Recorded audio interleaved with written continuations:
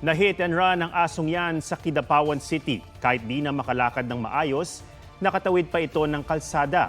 May mga concerned citizen na tumulong sa aso na inoobserbahan na ngayon. Sa Tulunan, Cotabato, patawid na ang asong yan sa highway pero umatras ito kaya nasalpok ng paparating na motorsiklo. Sumemplang ang motor at nadaganan ng motor ang aso.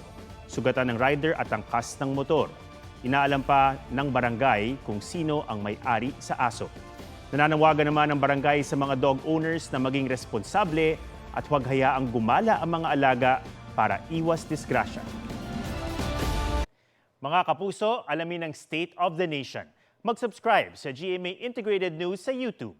Sa ating mga kapuso abroad, samahan niyo kami sa GMA Pinoy TV at sa www.gmanews.tv.